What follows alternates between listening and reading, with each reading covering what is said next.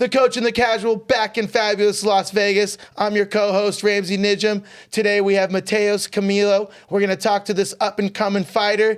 And, of course, I always got with me the Casual, Kyle Deaver. Let's get into it. Hey, it's gonna be mean, honestly, bro, he's already done with your shit, right? But this guy's so funny. he's been hanging out for a little bit. He's been seeing what we got in store. I would like to ask you, what is it like to watch one man wear another man's shorts? Ramsey Nijum is currently wearing my shorts. That's why they're so big, bro. Looking good, bro. Looking good. I was trying to go no shoes, fucking some sweat underwear, like just chill, bro. I want chill vibes. Yeah, you were barefoot with the I want him to be comfortable. A little couch casting, the casting couch. Okay, what? You don't know the casting couch, or you wouldn't be saying yes. You don't know what it is. I can't explain. But honestly, we just had Glover in here. It really is a duality. I mean, a former champion and a guy who now you're waiting for your debut fight. You've just recently gotten the call, Matheus. I mean, tell us a little bit. I mean, you've just come up through the ranks of the lower leagues and things. Tell us about your walk up to eventually getting signed up to the UFC. Where are you from and all that? Yeah, I'm from Brazil, Rio Branco, Acre, like from Amazon, if you guys know. Yeah, of course. I'm from there, actually, too. I've been there a bunch. Yeah. Well, I went to high school there, actually. So you know my buddy Naldo, though, right? Yeah, Naldo. Naldo's from the Amazon. Good guy. Do you know Bofa?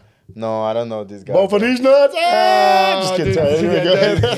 Don't listen to him. Anyway, Too many jokes, bro. Too many. Sorry, Bring it down. Anyway, you're telling us where you're from. Go ahead. Yeah, bro, I'm from Brazil, Amazon. And I have a long career, like tough fight, to be here, Because in Brazil it's hard, the opportunities.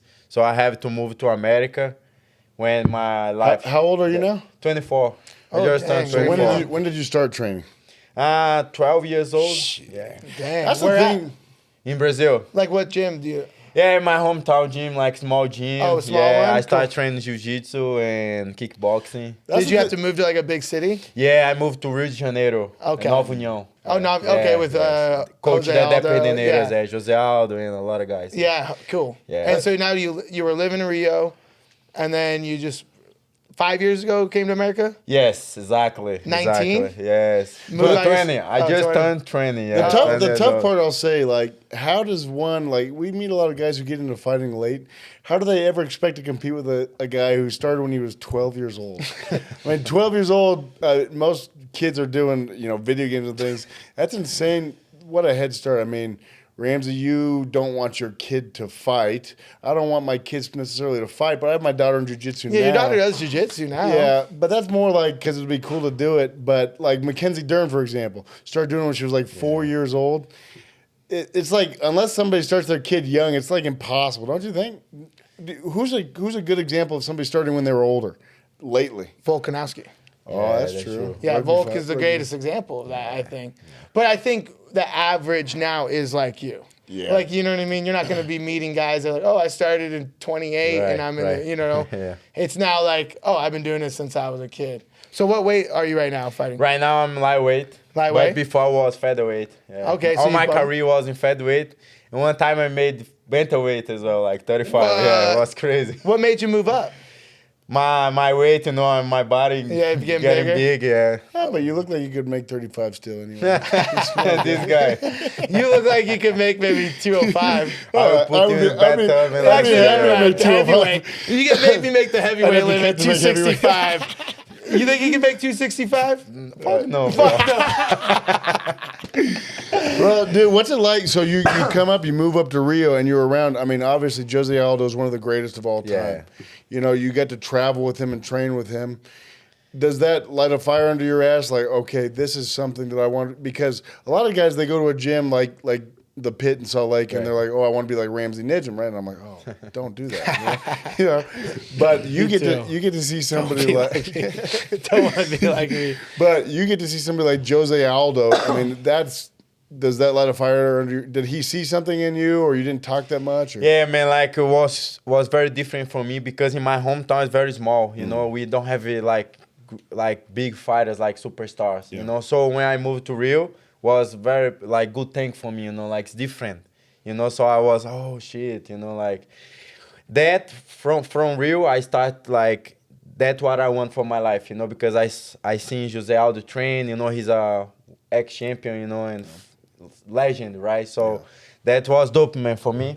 And I help his camp because I mean, like improving the gym, and my coach, Dede, invited me to help his camp the first time. So we met, and you know, he's so nice guy, man.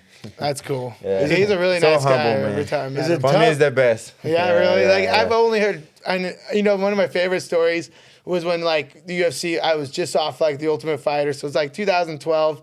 I don't think Jose was in UFC because they didn't have that weight yet, you know. Uh-huh. And we're at the Palms or something, and these people go, and I was with my coach Hack and I think Glover actually, and these people are like, hey, can you take a picture? And, you know, Aldo, you know, thinking he's there's wanted a picture. He goes and gets it, and they're like, no, take a picture for us. And he doesn't speak any English. So he's like, okay. And then Coach Hack comes running over like, what? You're having the world champion right now. Take pictures for you.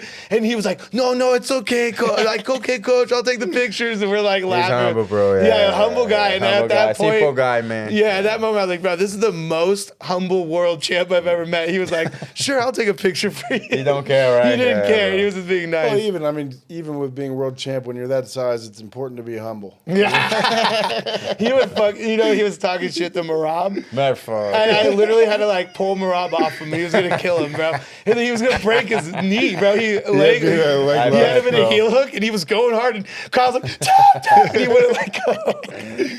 But I was Yeah, being bro. nice because I could have. Oh yeah. Do you see that punch he shows? He's like, show us again. It's a donkey Show punch. oh yeah.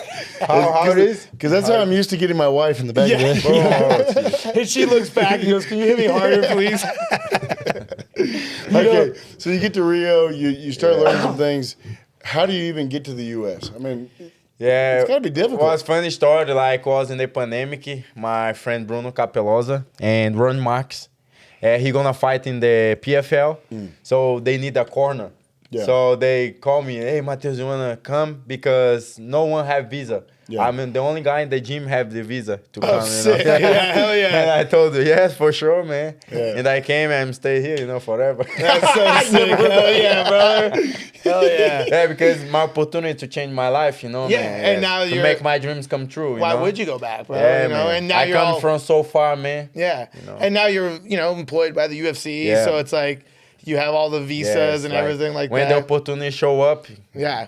get, you know. Why? Yeah. Why would you? And that's like, I mean, I hate to say it, but it's like this is where a lot of the money is going to be made. Yes. You learn English. That's how you're going to Yes. make more money. You know what I mean? Poton's he's a different outliner. Like he doesn't need to learn English, you know, because his whole like you know Yeah. quiet. But for most people, bro, like. But you see that sucks. video of him? The word you were looking for, by the way, was anomaly.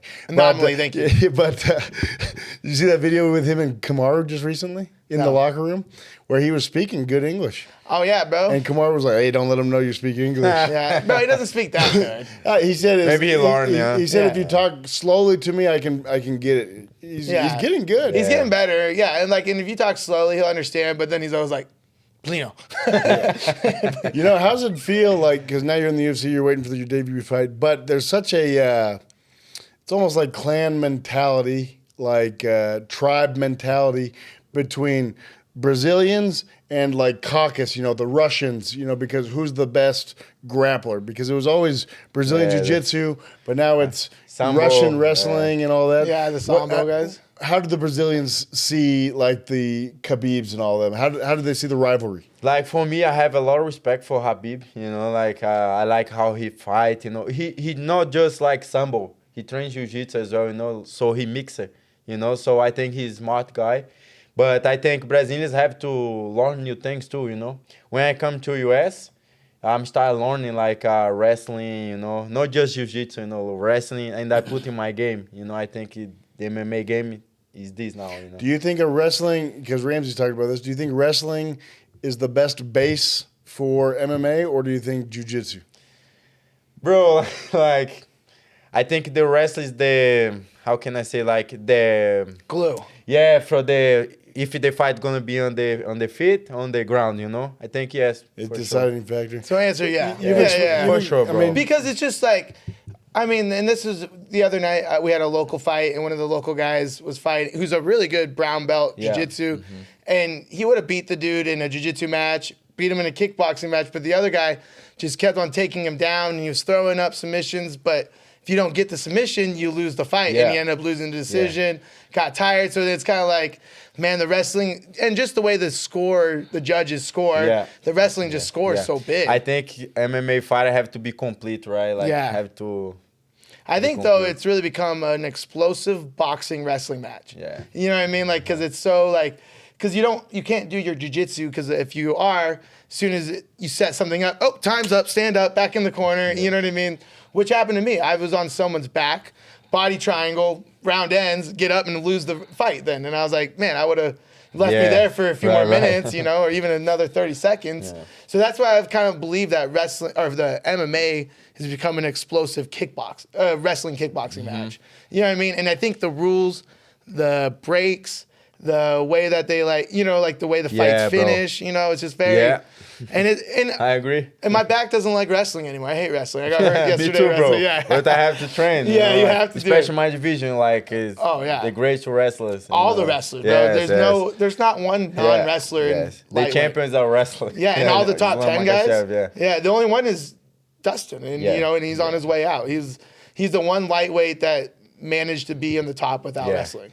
55 is Islam? Yeah. Oh, shit. Bro, that dude's a problem though, right? You think he can get Islam? One day? Bro, I'm young, you know. I'm still learning. I will get my time, you know. Yeah, you'll get your time. Day by day. Yeah, I mean, call it out, I have a lot to learn, you know. Like him, when he joined UFC, he learned a lot, you know. He grew up in UFC. So and he, you know, he lost an early one. You know? But, you know, that's the thing is, like, I think Islam is just become the most complete fighter. Yeah. And I think you're going to start seeing all of us now. Like, every fighter is going to be like, you're coming up, bro. You're not going to be a jiu-jitsu specialist, you know? Have to be complete, man. I saw a debate the other day, and this is your weight class, so maybe you can have some thought on it. But prime Islam versus prime Khabib. What do you think? I think Khabib. Why, though? Why? Because Islam's beaten a lot bigger guys. Yeah, like Islam, like, have good striking, but I think Khabib more aggressive, you know? Like, I don't know, man. I bet Khabib. You know? I think I've heard Khabib on the ground is just something different. Yeah, I heard something like Khabib, the only guy beat Islam in the train, you know? Yeah, and like Islam's admitted before that he's like, I could only be champ because Khabib retired. And he says he just manhandles him, bro. Yeah. Not even me, close. The best, man.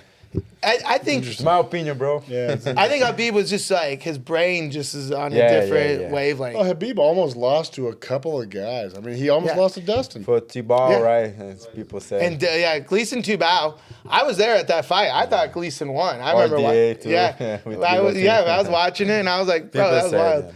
And it was a good fight. Yeah, very good fight, man. But you know, one of the good examples of Brazilian Jiu-Jitsu or a Brazilian versus Caucus was a Patchy Mix. Patch, yeah, he just fought that 35 Russian dude and beat him. Patch, like, amazing, like, jiu-jitsu, you know? Like, if you try taking him down, he's gonna put guillotine, it's over, bro. But he was telling me, though, he wrestled, though, in high school So I was like... He's really good, bro. So then he has a little bit of that wrestling base, and that, I was like, oh, bro, that makes sense. You know what I mean? He's really... Who's your favorite fighter right now? Right now, like, I think Islam and Alex, you know, Alex Pereira. I mean, Alex is mine, bro. I mean, what about you? Who's yours? Dude, I mean... Henry? Well, Henry's my boy. What did you think of that? Did you watch that fight night of Henry and Song where he got poked in the eyes? Yeah, I was there. You were there? Yeah, I was there. I was there. Yeah. Crazy, bro. Who were you cornering? No corner, just watching. Yeah. Oh, but you were there in Seattle? Yes, in You Seattle. just went? Yes. Why not, bro? He gets free tickets, right? Yeah, bro. That's when I was his age, bro, and I was in the UFC. I went to every event I could, bro. Because they give you free The tickets. card was amazing, huh? Yeah. What do you think? Did you think Henry was winning? Do you think the decision, one guy gave it 30-27 to Song? Yeah, I don't know, man. Like, I don't know. Did you watch that? The fight was very close, you know. Did you think 30-27? Bro, here's the thing. There needs to be some kind of a punishment for the eye poke. You know what I mean? Like, I agree. That should have been taken away 1 point, take away the second one. So first one warning, point, 2 points. So either way, it should have been a draw. And I think Henry really won agree, one round. Man. Like, it was very bad eye poke, man. Bro, and then he kept on he going. was almost blind. Bro, and he kept on going out with his hand. He tried to get the round right, but don't see well, right? Yeah. I'm buddies with Henry, and I called him after, and he said the doctor said it was the pinky that did it, not the extender. It was the pinky, and if it was a little bit over to the right, it would have got his pupil and blind. Oh man. Fuck. Yeah. You know, it's funny though, random story. I almost went blind one time. I got a toenail in the eye, and I was at extreme sparring, and I didn't remember who it was. And I was telling not Matheus, Mota, and Mota goes, "It was me." No, he goes, "I was scared you were gonna try to get revenge on me, bro." I was like, "Oh man, no way." And We he's were like, sitting here, and Ramsey was like, "Yeah, I can't remember. It was some guy. He got me in the eye with the toenail." And Mota was like, "It was me." and he's like, because he came to my gym in Salt Lake. He's like, "Yeah, I was like nervous, brother. They said they were coming there," and he's like, "I hope he doesn't remember." I was like, "Thank God I didn't remember, bro. Too much fighting, man." So that was much pretty fighting, like yeah. small world, man. Small Like, world, man. Small. The thing is, dude, you're a young guy. It's exciting to watch a guy at the start of his career. You know, none of this will make sense to you until you're our age, where you're late in your 30s. You got kids. Where you look right now, you feel like I know it's. I don't want to be an old head giving advice, but it feels like I'm the guy. I know everything. But one day you'll look back on what you're doing now and be like, oh, I should have done this. I should have done that. I should have done this. Who do you surround yourself with, coaches and mentors, to help you avoid mistakes early? Yeah, like all my life, I try to be around good people, you know. Like, I'm a married guy, you know. I have my wife. She's congratulations. good Congratulations. woman, you know. Do you have kids? No, no kids. yet? Yeah. That you no, know of. not yet. Yeah, Yeah, yeah. not the moment Yeah, yet. bro. yeah. Yeah. So all the time I like to be around good people, you know. My barber, my manager, you know, like my friends, you know. Did you say your barber? Yeah, my because- one of my best Hell friends. yeah, bro. bro. I was gonna Elliot, say- yeah. I was gonna say he did you wrong today. No. He was missing one shoe because your lineup is off. Look this guy, bro. Yeah. Better if he listen, then he's gonna get mad. Yeah. No, bro. My barber trains, bro. If you hit on me, my barber will kick your ass. But that's very important, you know, be around good people, you know, because put you in good way, you know, like don't. Who's your coach right now? My Coach Giff, Coach Eric, you know, Nate, you know, cool, Dennis, coach from Extreme Couture. Dennis? Dennis, Yeah, yes, all yes. those guys? All those guys, yeah. And also, I like Nick Sick a lot. Yes, man, he's the man, bro. Like mentality, amazing. Yeah, you he's know? a great mentor. And Coach Giff is Really? amazing, yeah, like my Awesome. boxing coach. Also, you know, they all the time talk to me, you know, like, Yeah. you know, we keep a conversation, you know, like give me advices, you know, Oh, really? to the life. Yes. He's the man, bro. The Yeah. Peneiras. Yeah. Who's your favorite training partner right now? Who do you Right train? now, Myron Santos. Oh, yeah? Yeah, hell yeah, Myron. dude. He's gonna fight on Saturday. Yeah. So you've been helping him get Card, ready? Yes, I Hell helped yeah, all his dude. camp. He helped my last fight, and I helped his fight for this camp. Yeah. You know, and Do you like being at Extreme here? yeah. Is it you feel like it's like a good environment for you right now? Yeah, Cool. yeah, good people, you know. First time I went to Extreme Couture was 2018, and I was 17 years old. No way. Yeah, wow, bro. So like they are family, you know. Bro, you might have seen me there. I used to train there like a yeah, bunch man. there. Yeah. If I look some picture, maybe Yeah, I see dude, you, because bro. I'd come down and spar a bunch, you know, with Nick Sick. I was and all so this. young, man. I Yeah, was you so were just a young, child, yeah. bro. Make me feel old, man. So how'd you get your ride? How'd you get assigned to the UFC? You didn't go through the Tough House. You didn't go through Contender Series. Yeah, mine was different. You know the guy talking the press conference in Abu Dhabi, I think. Abu Yeah, Dhabi. he said, "Hey, Dana, give me opportunity," you know. Yeah. You guys watch that? So I fought against the guy in South of Korea, Oh, yeah. Yes. That's right. who they won the fight. The guy that said he was Signed UFC. undefeated? Yes, Yeah. yes. And he was like, dude, that's funny. I Yeah. didn't realize I that. flew all the way down to To South Korea Korea. to fight against the guy, you know. Do you like Korea? Yes, I love Korea. I love people from there. You know, What was the like, culture like?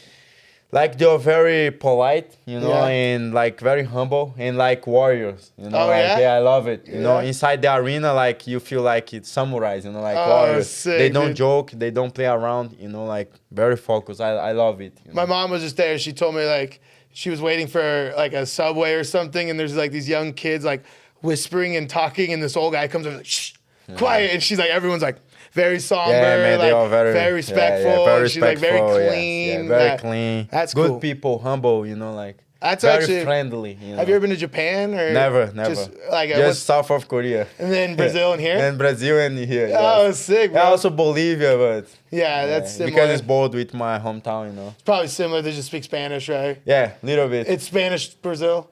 No, Portuguese, I know. bro. No, I'm saying Bolivia is a Spanish. Yeah, speaking Bolivia is Spanish. Brazil, Yeah. Funny enough, I was actually in Korea with Ramsey's mom, but that's the Yeah, you wish. Look at that guy. Honestly, bro, I would call you dad. You're wearing my shorts. Yeah, bro. I mean, honestly, Daddy, I need a new car, bro.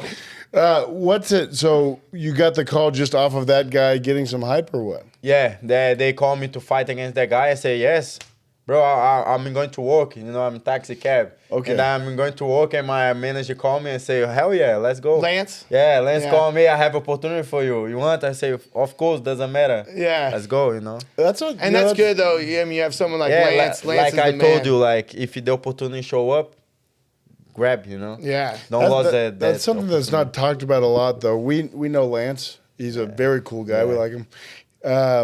But what is it like? Does the manager call you? How do you? And what's it like having a manager? I mean, you're managed by Ali. You're managed by Lance.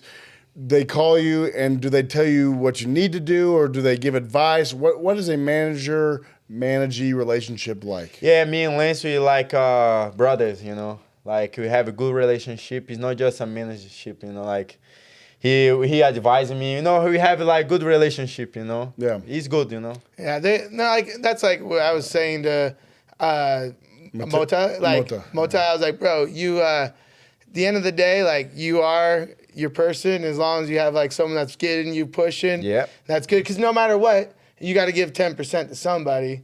You know what I mean? You're gonna have to get, and if you don't have a manager, you don't get opportunity. Yeah, also he take care about my career, you know. That's very important. I just have to focus on my train and fight, you know. Yeah, and I'll say Lance is one of the good managers about taking someone from the beginning all the way up. You know what I mean? While some don't, you know, other people are more like managing certain, but Lance is very like personable. He was like, with me since the beginning, bro. let you sleep at his house, probably. You know what I mean? Yeah, so he's a good dude, bro. That's good for you, man. That's exciting.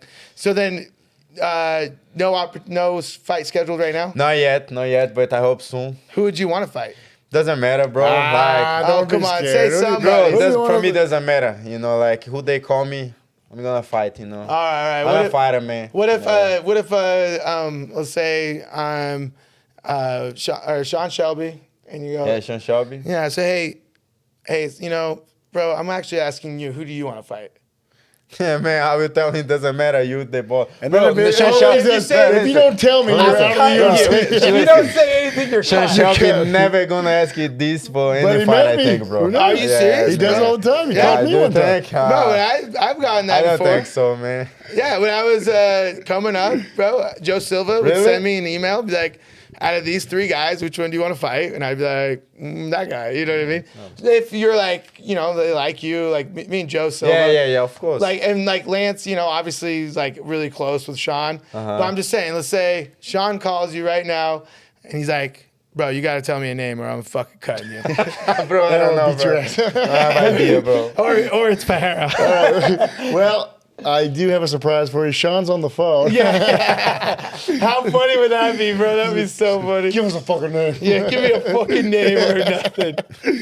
Well, what did you ever have people in your life telling you not to fight? Sorry? Did you ever have people in your life telling you not to fight? Family members saying don't fight? Don't waste No, your time. like in the beginning, my mama don't like a lot, you know. But my father is okay. But after that, no, she loves, you know. So What about your wife? Your wife has to not like to watch her husband fight. no, she's like she supported me a lot, you know, man. She supported me. So she's just super. That's cool, bro. She's your biggest supporter. Yes, yeah. Like I think my that's big important, supporter, man. yeah. Sometimes, like, you know, they're like different fighters need different things. Like Yes. some guys need the wife, the support, the family. Some guys are madmen and wild, you know, like, Yeah. so it's all different. different, yeah, always different, yeah. Different. I think, like, you got to find what works. Because, you know, like, you have these people like, you shouldn't be sleeping together. You know what I mean? And then I saw a video of Habib's dad, you know, rest his soul. He was going, hey, I was sending Habib for 6 weeks to America away from his wife. You know what I mean? And he's like, he doesn't like it. He gets mad at me. And it's like an old video and you see him like, Just training. Yeah, just No, training. Not at all. He's like, I got to get him away from his wife. He's like, he loves his wife too much. Makes him soft. And I was like, what a hard ass dude, Yeah, bro. man. Well, dude, honestly, I mean, it's always fun having on guys, obviously with a sense of humor. We joke around a lot. Yeah. But it's very cool seeing guys at the start of a career and being able to say, I knew him when and all that. But, tell us, we'll wrap up here, but tell us, your socials and just tell us what people can expect to see from you, your style, and why you're going to be a champion. Yeah, like everyone can watch me, bro. We're gonna see a aggressive fighter. Like I'm going to kill, I'm going to decide the fight all the time. Yeah, kill or dead, Yeah. Do you consider yourself a Gracie fighter? Yeah, sorry. Did you say Gracie fighter? No, Aggressive. Aggressive. Oh, like, I said Gracie, sorry. Aggressive, yeah. Aggressive, I'm an aggressive yeah. fighter, And I know I have to be like patient day by day, fight by fight, to one day get there, Oh, dude, you got the right mentality. A lot of fighters are dumb as hell that I've made. No, man. Yeah, Like, you have to be humble, But like, you got the right mentality. I think you got a good mentality, especially how young you are, bro. 24 in the UFC. When I was signed 24 in the I was a cocky bastard, and to see, bro, for sure. But like, I like to see it, and I think as long as you're humble in this game, because it will humble you. You know what I mean? Exactly. Like we all have losses. So I was telling one of my young fighters, he's always stressed out about it, and I'm like, bro. We were at the PI today in that room of the greatest fighters in the world. Every single one of them has a loss, right? Like not one of them's doing anything. So I'm like, bro. that's what makes you into your savage. And I think I'm excited to see you go, bro. Yeah, I'm thank excited you, to see thank what you. Incredible happens. to watch you. Thank Tell you. us your social media. My social media is Matheus Camilo MMA. My Instagram. We'll put it on screen so people can see. Yeah. But dude, thanks so much. It's honestly Thank you an honor. guys for the opportunity. I really appreciate Hell yeah, brother. We'll push the shit thank out you, of you, brother. man. Thanks for tuning in, guys. We'll catch you on the next one.